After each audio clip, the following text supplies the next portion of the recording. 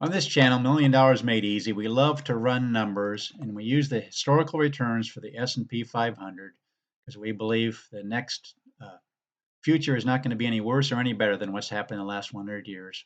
But sometimes when I always ask for numbers for people put in the comment section they want me to run, but sometimes people ask me to run for just 10, maybe 15 years. I'm really hesitant to do that. Here's the reason why. These are the 10-year averages. For example, 1923 for the next 10 years, the S&P 500 would have averaged 6.96. But if you go down through her, there's just wide, huge variance. In fact, there's a 10-year period we only got a return of 0.67. Well, the median of this column is really good, 12.30 all the way across here. You see 12% returns. But if you hit a bad decade like this one here, right here, you only got a 0.67% return. That just crushes your nest egg. But as you go down through, you're going to see the difference between the median and the lowest gets closer and closer. So eventually, by the time you got to 35 years, you're getting in the worst case scenario for a 35-year average return, you're getting 11%. Now, why is that important? Let me ask you a question. Let me give you a choice. Would you rather have a 7.85% CD, 7.85%,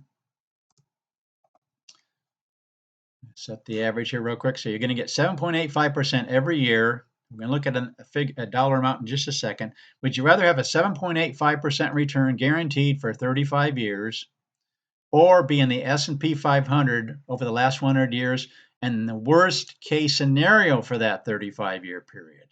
Let's run the numbers and let's do $500 a month. You'll see why I picked $500 in just a second because it works out really neat. $500, 7.85. We always put it in at the end of the year because that gives you the least amount possible. I always like to be conservative on this channel. If you put it in the first of the year, these amounts would be higher. But look at that, $999,999. So 7.85% fixed interest would give you $1 million after 35 years. Now let's go ahead and run the S&P 500 for that same period. 1924 for 35 years, you'd have 2.533 million. 1925, you'd have 2.623. 1920, you can see these numbers. Well, let's see about 1929. That's when we really had a bunch of down years. What do you think 1929 is going to show? Even more, 3 million. Why? Because you're giving it that 35-year time frame. You're not catching some of these really down years where you might have run out of, not even got close to $1 million, but you're getting closer to this 11% return.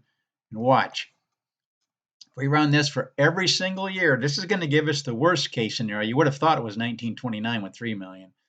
But watch this. Again, we're looking at a 35-year column.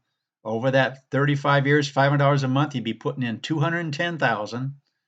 But in the worst 35-year period, because again, you're getting that 11% return or close to it, the worst case scenario, you have 1,450,000, and that was actually in 1988. Let me show you that.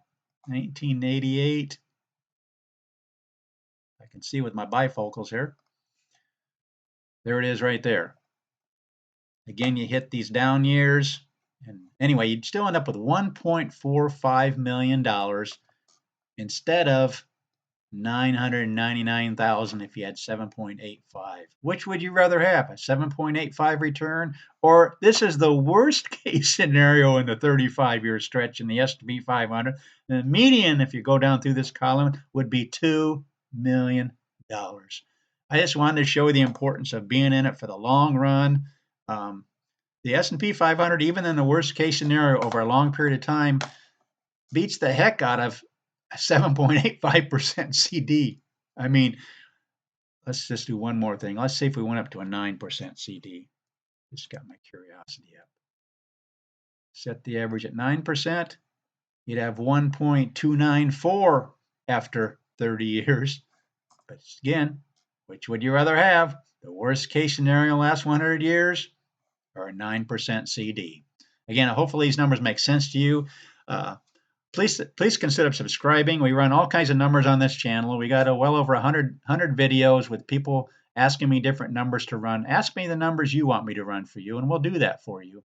Again, please consider subscribing. Share this with your friends. Share this channel. show them what they can potentially do with the S&P 500. We run all kinds of different scenarios. Thanks for watching.